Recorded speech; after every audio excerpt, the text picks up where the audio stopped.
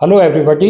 आज की इस वीडियो में हम डिस्कस करने जा रहे हैं मैग्नेटोस्टैटिक और मैग्नेटोस्टैटिक्स का एक जो महत्वपूर्ण एक्सप्रेशन है उसे डिस्कस करेंगे। इसमें दो चीज़ें मैं डिस्कस करूंगा, एक तो लॉरेंज फोर्स और दूसरा ये कि मैग्नेटिक फोर्स जो होता है वो कोई वर्क नहीं करता। मैग्नेटिक फोर्स केवल डिफ्लेक्टिंग फोर्स है, केवल डायरेक्शन को चेंज करता है, बल्कि क्या नहीं करता, ये कोई भी वर्क नहीं करता। तो ना तो इसके अंदर कोई पार्टिकल जब मैग्नेटिक फील्ड में एंटर करता है तो ना तो उसकी वेलोसिटी चेंज होती है, ना ही उसकी काइनेटिक एनर्जी बढ़ती है, ना ही घटती है। तो काइनेटिक एनर्जी अनचेंज रहती है मैग्नेटिक फील्ड में। तो ये चीज़ हमें डिस्कस करनी है। तो लॉरेंज फोर्स से मैं डिस्कस कर रहा हूँ इसे। तो टॉपिक रहेगा हमारा लॉरेंज फोर्स।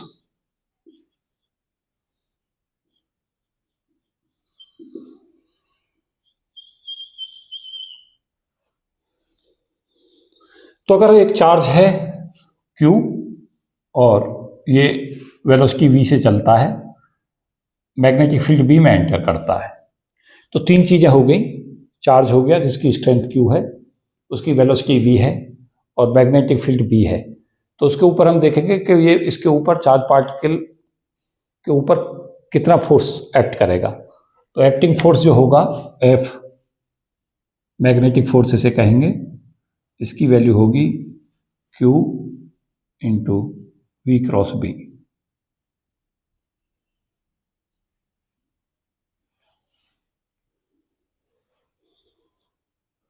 इसके साथ साथ ये मैग्नेटिक फोर्स है। और अगर हम इलेक्ट्रिक फोर्स की बात करें, चार्ज Q है, इलेक्ट्रिक फील्ड E में रखा गया है, तो इस पे इलेक्ट्रिक फोर्स जो काम करता है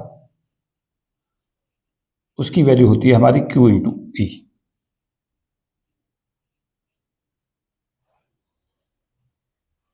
जैसा कि हम सब जानते हैं कि चार्ज जो होता है वो स्केलर क्वांटिटी होती है और इलेक्ट्रिक फील्ड, मैग्नेटिक फील्ड और वेलोसिटी ये सभी वेक्टर पैरामीटर्स हैं। तो अगर हम नेट फोर्स की बात करें, नेट फोर्स हम कैसे कैलकुलेट करते हैं? नेट फोर्स कैलकुलेट करने के लिए हम क्या करते हैं, F को Fe electrical force plus magnetic force, इन दोनों के सम के बराबर करते हैं। तो ये वैल्यू हमारी आ जाती है Q E plus V cross B।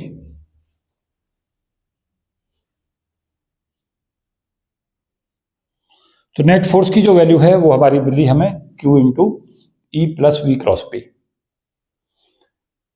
अब इसमें क्या है कि जो मैग्नेटिक फोर्स है उसमें देखें कि अगर velocity particle along x axis चलता है, पार्टिकल एक्स एक्सिस के एलोंग मूव करता है, तो वेलोसिटी हमारी होगी v एक्स आई। वेलोसिटी को v एक्स में क्यों कहा गया है? एक्स डायरेक्शन में पार्टिकल चल रहा है और आई क्या बता रहा है? डायरेक्शन को। सपोज किया इस पर मैग्नेटिक फील्ड B अप्लाई हो रहा है जे डायरेक्शन में, वाई डायरेक्शन में। जे डायरेक्शन का मतलब जे यूनिट कैप है, तो वाई एक्सिस के अलोंग मैग्नेटिक फील्ड लग रहा है। तो जब हम मैग्नेटिक फील्ड कैलकुलेट करेंगे तो मैग्नेटिक फील्ड की जो वैल्यू होगी वो होगी हमारी Q we X I cross B into J.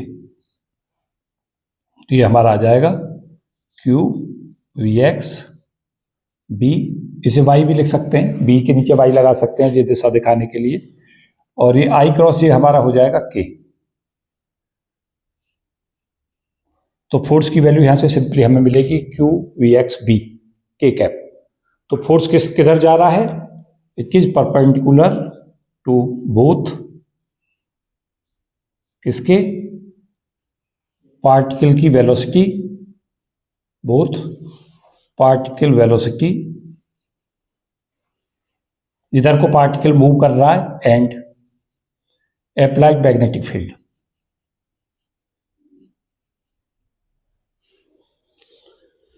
Similarly अगर y दिशा में v हो और b हमारा z में हो तो फोर्स हमारा x दिशा में जाएगा।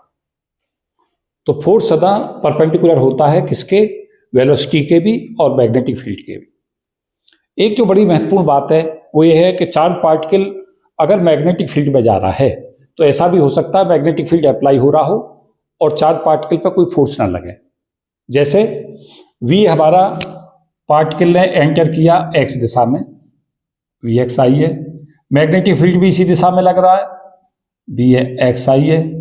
तो अगर हम फोर्स की बात करेंगे तो फोर्स 0 आ जाएगा, क्योंकि यहाँ पे जब हम लिखेंगे Q into v cross B तो I क्रॉस I आ जाएगा और I क्रॉस I की वैल्यू क्या हो जाएगी 0। तो इसका मतलब क्या हुआ कि अगर कोई चार्ज पार्टिकल मैग्नेटिक फील्ड की दिशा में एंटर करता है तो उसके ऊपर कोई भी डिफ्लेक्शन फोर्स काम नहीं करता। इसका मतलब यह है कि चार्ज पार्टिकल के ऊपर कोई डिफ्लेक्शन फोर्स नहीं लग रहा, तो आप ये इंश्योर नहीं हो सकते कि मैग्नेटिक फील्ड काम ही नहीं कर रहा है। ऐसा हो सकता है मैग्नेटिक फील्ड काम कर रहा हो और मैग्नेटिक फील्ड उसी दिशा में लग रहा हो जिस दिशा में चार्ज पार्टिकल एंटर किया है।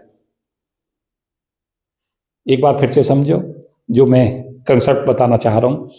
कंसेप्ट यह है कि कई बार ऐसा होता है कि हमारा चार्ज पार्टिकल एंटर किया मैग्नेटिक फील्ड में और चार्ज पार्टिकल डिफ्लेक्ट नहीं हुआ। क्या संभावना है? There are only two possibilities. एक, चार्ज पार्टिकल डिफ्लेक्ट हो जाए, एक ना हो। अगर चार्ज पार्टिकल डिफ्लेक्ट हो गया तो समझो मैग्नेटिक फील्ड लगी रहा है। अब चार्ज पार्टिकल अगर डिफ्लेक्ट नहीं हुआ तो आप ये नहीं कह सकते मैग्नेटिक फील्ड नहीं लग रहा, क्योंकि हो सकता है चार्ज पार्टिकल पे मैग्नेटिक फील्ड लग रहा हो लेकिन वो उसी दिशा में लग रहा हो जिसमें चार्ज पार्टिकल ने एंटर किया है, तो उससे उस पर फोर्स 0 हो जाएगा। क्लियर नहीं हुई मेरी बात? इलेक्ट्रिक फील्ड के केस में क्या होगा कि डिफ्लेक्शन नहीं होता। इलेक्ट्रिक फील्ड क्या करता है, अगर चार्ज पार्टिकल पॉजिटिव है, इलेक्ट्रिक फील्ड के अलोंग चार्ज पार्टिकल एंटर किया तो फोर्स उसी दिशा में लगा देगा। तो एक्सेलरेशन भी उसी दिशा में होगा पार्टिकल का जिस दिशा में इलेक्ट्रिक फील्ड लगा है, अगर चार्ज पॉजिटिव है। और चार्ज अगर नेगेटिव है तो इलेक्ट्रिक फील्ड की अपोजिट दिशा में एक्सीलरेट होगा। तो जैसे क्या हुआ कि E हमारा x दिशा में लग रहा है, EXI, तो फोर्स, चार्ज हमारा पॉजिटिव है तो फोर्स जो लगेगा इलेक्ट्रिक फोर्स, उसकी जो वैल्यू होगी वो हमारी Q इंटू EXI होगी। तो उसी दिशा में जिधर को इलेक्ट्रिक फील्ड लग रहा है फोर्स लग रहा है, तो एक्सेलरेशन भी किस दिशा में होगा? उसी दिशा में होगा। तो चार्ज पार्टिकल के लिए महत्वपूर्ण है कि पार्टिकल जो होता है, जब चार्ज पार्टिकल Q एंटर करता है, इलेक्ट्रिक फील्ड जो x दिशा में लग रहा है तो फोर्स भी x दिशा में लगेगा, और अगर यहाँ माइनस है तो फोर्स जो है माइनस x एक्सिस के अलग लगेगा। इसलिए क्या देखा जाता है कि जो negative charge particle like electron होते हैं वो इलेक्ट्रिक फील्ड की अपोजिट दिशा में एक्सलेट होते हैं। जो पॉजिटिव चार्ज होते हैं लाइक प्रोटॉन, वो इलेक्ट्रिक फील्ड के अलग एक्सलेट होते हैं। और एक जो इस लेक्चर की सबसे महत्वपूर्ण बात मैं बोलने जा रहा हूं, जिस पर आप सभी लोग फोकस करें, वो ये है कि जब भी एक्सेलरेशंस प्रोवाइड करते हैं चार्ज पार्टिकल को, उसकी वेलोसिटी को इंक्रीज करना होता है तो सदा इलेक्ट्रिक फील्ड अप्लाई करते हैं। क्या करेगा? क्योंकि इलेक्ट्रिक फील्ड चार्ज पार्टिकल को एक्सलेट करता है और एक्सलेट करके क्या करेगा? उसकी वेलोसिटी को बढ़ाता है, और वेलोसिटी बढ़ती है तो काइनेटिक एनर्जी बढ़ती है। तो अगर हम काइनेटिक एनर्जी बढ़ाना चाहते हैं तो इलेक्ट्रिक फील्ड लगाएं। और यहां हम सिद्ध करेंगे कि मैग्नेटिक फोर्स जो है वो काइनेटिक एनर्जी को चेंज नहीं करता, केवल उसकी दिशा को चेंज करता है। तो मैग्नेटिक फोर्स, तो यहां से हमें कंक्लूजन क्या है कि इलेक्ट्रिक फील्ड जो होता है वो एक्सलेट करता है। एक्सलेशन करता है तो वेलोसिटी को इंक्रीज करता है, काइनेटिक एनर्जी को इंक्रीज करता है, और इसका उल्टा भी कर सकता है।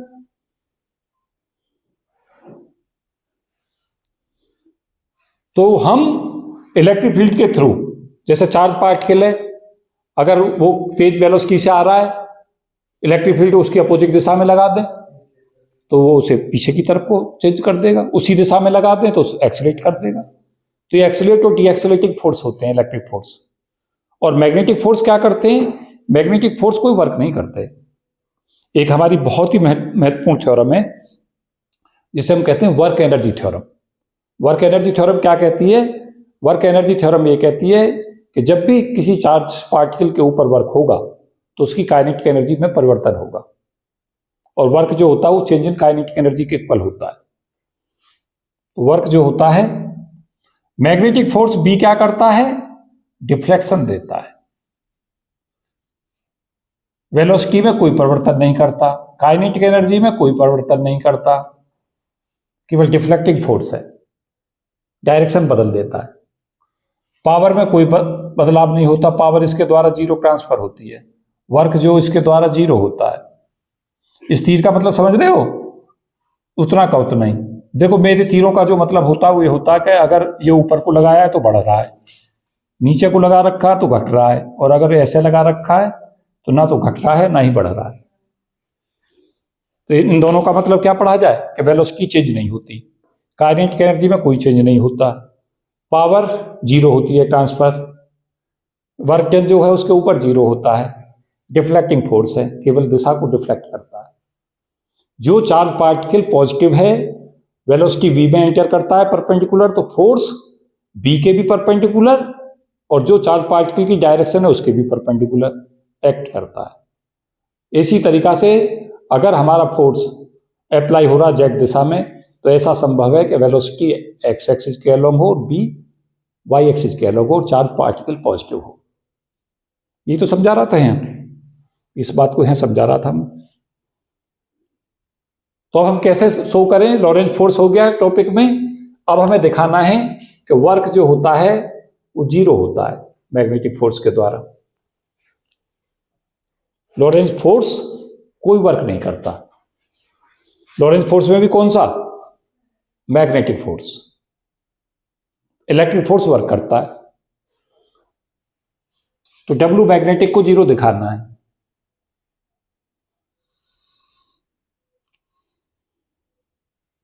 तो हम कैसे दिखाएं इसे, हम सिंपली जो लिखते हैं वो डी डब्ल्यू जो वर्क डन की डेफिनेशन है उसे लिखते हैं डी डब्ल्यू equal to F dot d l, force और डिस्प्लेसमेंट का डॉट प्रोडक्ट, वो हमारा क्या होता है, वर्क होता है। इसे डीएल दिखा दो, डीएक्स दिखा दो, एक और चॉइस। वी जो होता है वेलोसिटी वो हमारी होती है डीएल अपॉन डी टी।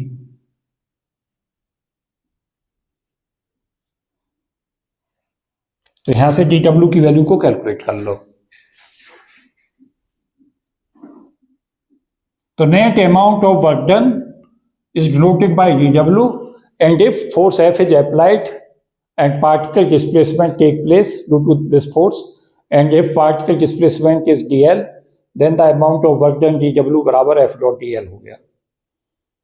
इसे हम क्या लिख पाएंगे, इसे लिख पाएंगे dW इजकल टू F की जगह पर रख दो Q V क्रॉस B, और dl की जगह पे यहां से ले आओ वी डी टी। तो ये D W upon D T आ गया, ये पावर हो गई, amount of work done per unit time is equal to कितना बन गया, Q V cross B dot B, और ये वैल्यू कितनी होगी, ये जीरो होगी, क्योंकि अगर इसको दिखाना ही को चलेंगे तो इससे दिखाने के लिए हमें डिटरमिनेंट बनाना पड़ेगा ऐसे। v के यहां component v x v y v z, b के component b x b y b z, फिर इस v के कंपोनेंट कितने, v x v y v z, और डिटरमिनेंट में अगर दो रो या दो कॉलम सेम हों तो उस डिटरमिनेंट की वैल्यू जीरो होती है। इसे सॉल्व करेंगे तो ये वैल्यू कितनी दे देगा, जीरो दे देगा ये, तो ये वैल्यू जीरो हो गई। तो power transfer to the charge is zero.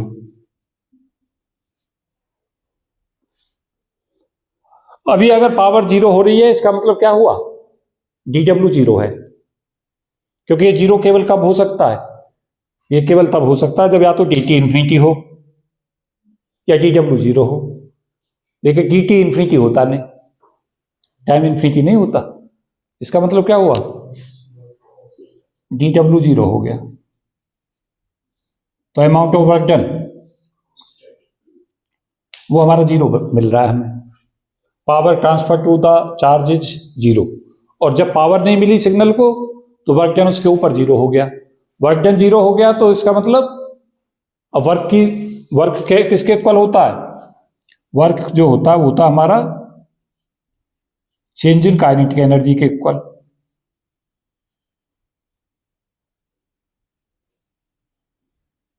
तो चेंज इन काइनेटिक एनर्जी कितनी हो गई? वर्क 0 है तो चेंज इन काइनेटिक एनर्जी 0 हो गई। Half m v2 square minus half m v1 square. शुरू में वेलोसिटी v1 थी, बाद में v2 हो जाती है वर्क होने पे, लेकिन जब वर्क ही 0 हो गया तो ये टर्म आपस में बराबर हो गई। तो फाइनल काइनेटिक एनर्जी और इनिशियल काइनेटिक एनर्जी सेम रही। इसका मतलब चार्ज पार्टिकल जब मैग्नेटिक फील्ड में एंटर किया तो उसकी वेलोसिटी पर कोई प्रभाव नहीं पड़ा। तो ये कंसेप्ट आपकी समझ आना चाहिए। बी ने केवल डिफ्लेक्शन किया, वेलोसिटी ना घटी ना बढ़ी। जब वेलोसिटी चेंज नहीं हुई तो काइनेटिक एनर्जी में कोई चेंज नहीं हुआ। Power transfer to the charge के लिए वो 0 हो गया। यही चीज तो हमें दिखानी थी इसमें।